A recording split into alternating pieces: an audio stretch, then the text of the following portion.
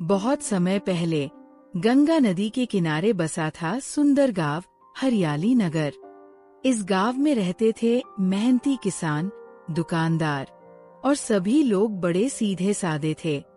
गांव में सबसे ज्यादा सम्मान पाने वाला था एक किसान राम सिंह।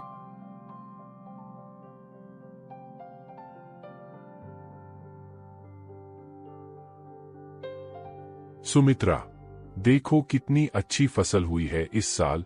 गेहूं के दाने सोने जैसे चमक रहे। हाँ, भगवान का शुक्र है। आपकी मेहनत और ईमानदारी का फल मिला है। पापा, आप हमेशा कहते हैं कि मेहनत और सच्चाई से कमाया गया पैसा ही सुख देता है। बिल्कुल सही कहा बेटा। झूठ और धोखे से कमाया गया पैसा कभी टिकता नहीं। इसी समय शहर से आया एक व्यापारी मनोहर। उसके पास बहुत पैसा था, लेकिन वो धोखेबाज और लालची था। वह हमेशा लोगों को धोखा देकर अपना फायदा करता था। नमस्कार भाइयों, मैं दूसरे गांव से आया हूं। मनोहर अग्रवाल है मेरा नाम। सुना है आपके गांव में बहुत अच्छी फसल होती है। हाँ साहब, हमारे यहाँ की फसल बहुत अच्छी होती है।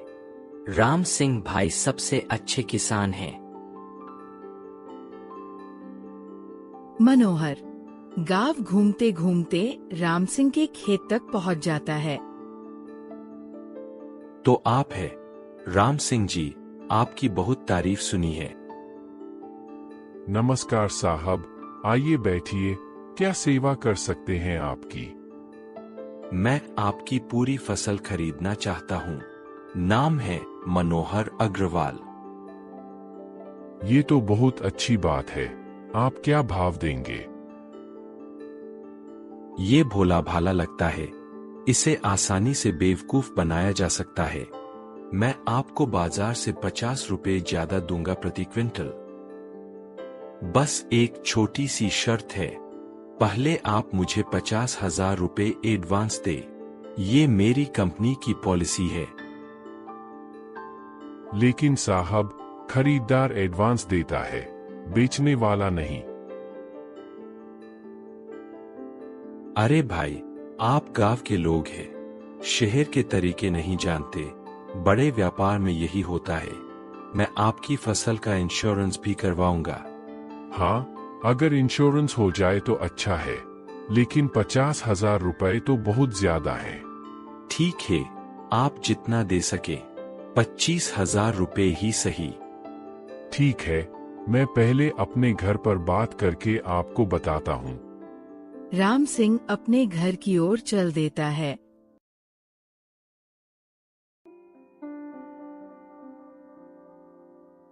सुमित्रा, वो व्यापारी अपनी फसल अच्छे दाम पर खरीद रहा है और कह रहा था कि एडवांस देना पड़ेगा।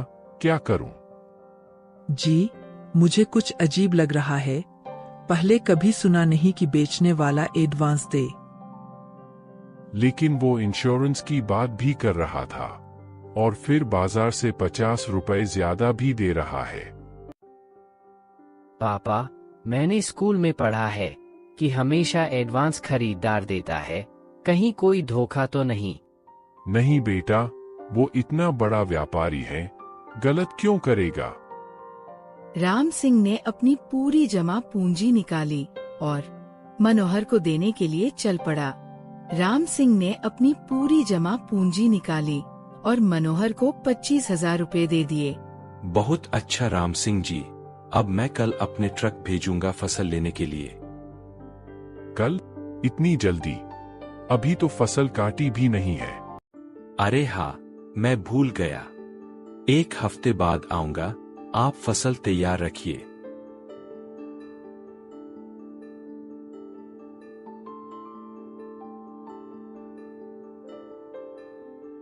राम सिंह भाई, वो व्यापारी चला गया। कुछ जल्दी में लग रहा था। हाँ, कह रहा था कि दिल्ली में अर्जेंट काम है, 1 हफ्ते बाद वापस आएगा। राम सिंह, मुझे उस व्यापारी पर शक है।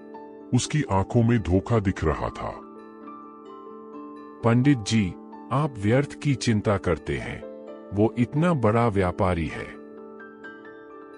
दिन बीतते गए, लेकिन मनोहर का कोई पता नहीं चला। राम सिंह हर रोज रास्ता देखता रहता। 1 हफ्ता, 2 हफ्ते, महीना बीत गया। राम सिंह परेशान दिखते हुए फसल भी खराब होने लगती है।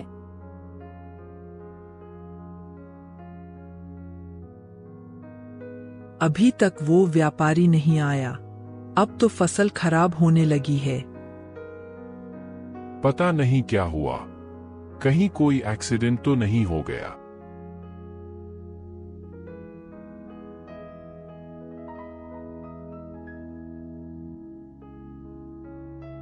राम सिंह दूसरे व्यापारियों से मिलते हुए, राम सिंह भाई, आप कह रहे हैं कि मनोहर अग्रवाल नाम का व्यापारी दिल्ली में कोई ऐसा व्यापारी नहीं है। क्या मतलब? वो तो कह रहा था कि बड़ी कंपनी है। भाई, लगता है आप धोखे में पड़े हैं। पहले भी कई किसानों के साथ ऐसा हुआ है। मतलब मेरे 25,000 रुपए?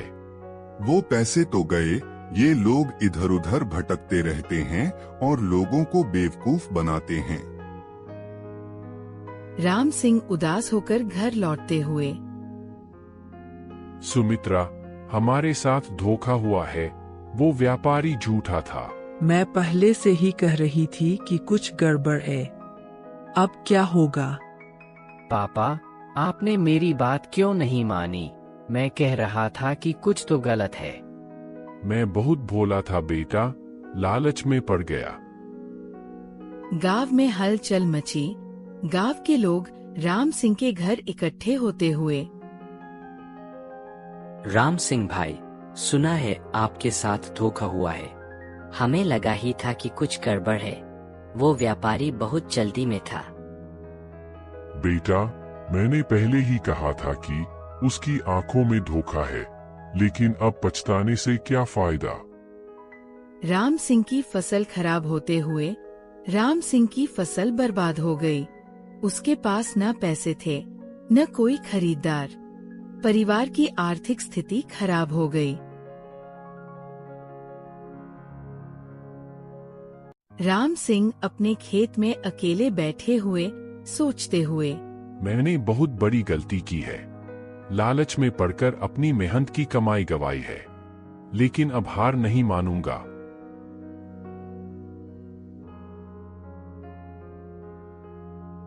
पापा, आप परेशान मत होइए। मैं पढ़ाई छोड़कर आपकी मदद करूंगा। नहीं बेटा, तुम पढ़ाई जारी रखो। मैं फिर से मेहनत करूंगा। इस बार कोई गलती नहीं करूंगा। राम सिंह सुबह से शाम तक काम करते हुए राम सिंह ने फिर से कड़ी मेहनत शुरू की। इस बार वो और भी सावधान था। किसी भी अनजान व्यक्ति पर भरोसा नहीं करता था। इस बार मैं केवल विश्वसनीय व्यापारियों से ही डील करूंगा। पहले पूरी जांच परख करूंगा। नई फसल लहलहाते हुए राम सिंह खुश दिखते हुए राम सिंह की मेहनत रंग लाई। नई फसल पहले से भी अच्छी हुई। इस बार वह बहुत सावधानी से व्यापार करने का फैसला किया। राम सिंह विश्वसनीय व्यापारी से मिलते हुए, राम सिंह जी, आपकी फसल बहुत अच्छी है। हम आपको सही दाम देंगे। पहले मैं आपके बारे में पूरी जानकारी लूंगा, फिर डील करूंगा। बिल्कुल सही कह रहे हैं। यहाँ मेरे सभी डॉक्यूमेंट्स हैं, आप जांच लीजिए। राम सिंह सभी डॉक्यूमेंट्स जांच करके डील करके वापस आता है।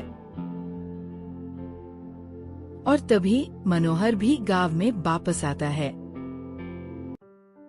राम सिंह जी, मैं वापस आया हूँ। मुझे माफ कर दीजिए। तुम्हारी हिम्मत कैसे हुई यहाँ वापस आने की? भाई, मैं बहुत पछता रहा हूँ। मेरे साथ बहुत बुरा हुआ है।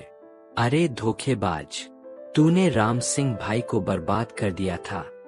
मैंने कई लोगों को धोखा दिया था, लेकिन अब मेरे साथ भी वैसा ही हुआ है। मेरे साझीदार ने मुझे धोखा दिया, मेरा सब पैसा ले गया। तुम्हारे साथ जो हुआ वो तुम्हारी करनी का फल है। मैं जानता हूँ। मैं आपको आपके पैसे वापस करना चाहता हूँ। मेरे पास एक गहना है, उसे बेचकर पैसे दूंगा।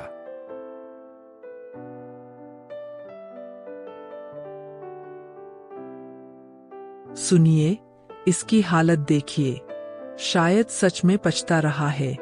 मैं जानता हूं कि इसने मुझे धोखा दिया है, लेकिन अगर मैं इसे माफ नहीं करूंगा तो मेरे और इसमें क्या फर्क रहेगा। मेरे पिता कहते थे, बुराई का बदला बुराई से नहीं, अच्छाई से लेना चाहिए। शायद इसे एक मौका देना चाहिए। मैं तुम्हें माफ करता हूं, लेकिन एक शर्त है। आप मुझे माफ कर रहे हैं? कोई भी शर्त मंजूर है। तुम्हें वादा करना होगा कि अब कभी किसी को धोखा नहीं दोगे, और जो लोगों को धोखा दिया है उन सबसे माफी मांगनी होगी। मैं वादा करता हूँ, मैं अपनी जिंदगी बदल दूंगा। राम सिंह भाई, आपने बहुत अच्छा किया। ये हमारी संस्कृति है। राम सिंह, तुमने धर्म का पालन किया है। भगवान तुम्हारा भला करेगा। मनोहर ने गांव में ही रहने का फैसला किया। उसने एक छोटी दुकान खोली और ईमानदारी से व्यापार करना शुरू किया। भाई साहब, ये चावल बिल्कुल शुद्ध है। मैं अब कभी मिलावट नहीं करता। वाह मनोहर भाई, आपके यहाँ से सामान लेने में अब डर नहीं लगता। भाई, झूठ और धोखे से जो कमाई होती है वो टिकती नहीं। अब मैं सच्चाई से काम करता हूँ। समय बीतता गया। राम सिंह की मेहनत और ईमानदारी का फल मिला। उसकी खेती फिर से फल फूल रही थी। राम सिंह और मनोहर मिलकर गांव के विकास की योजना बनाते हुए। मनोहर, तुम्हारे व्यापारिक अनुभव से हम गांव के लोगों को बेहतर व्यापार सिखा सकते हैं। जी हाँ, मैं सभी को सिखाऊंगा कि कैसे ईमानदारी से व्यापार करके अच्छा फायदा कमाया जा सकता है। गांव में एक नया व्यापारी आते हुए, लेकिन इस बार सब सावधान। मैं मुंबई से आया हूँ, आपकी फसल खरीदना चाहता हूँ। पहले आप अपने डॉक्यूमेंट्स दिखाइए। डॉक्यूमेंट्स? अरे भाई, मैं तो सिर्फ फसल खरीदने आया हूँ। भाई साहब, हमें आपकी पूरी जानकारी चाहिए। हम अब बहुत सावधान हैं। आप कहां से आए हैं? आपकी कंपनी का नाम क्या है? मैं अकेला व्यापारी हूँ, कोई बड़ी कंपनी नहीं है। लेकिन आप इतनी बड़ी मात्रा में फसल क्यों खरीदना चाहते हैं? मैं दूसरे शहरों में बेचता हूँ। रुकिए, मैं इसे जानता हूँ। ये भी वैसा ही धोखेबाज है जैसा मैं था। मनोहर को देखकर वह व्यापारी भागने लगता है। देखो कैसे भाग रहा है। पहले हमारे साथ भी ऐसा ही होता था। अब कोई भी धोखेबाज हमारे गांव के लोगों को बेवकूफ नहीं बना सकता। कुछ समय बाद राम सिंह और मनोहर ने मिलकर एक ट्रेनिंग सेंटर खोला। यहाँ लोग सीखते थे कि कैसे सुरक्षित व्यापार करें, कैसे धोखेबाजों को पहचानें। राम सिंह और मनोहर की समझदारी से अब गांव में कोई भी धोखेबाज व्यापारी नहीं आता था। सच्चाई, मेहनत और माफी, ये 3 गुण जीवन को सफल बनाते हैं।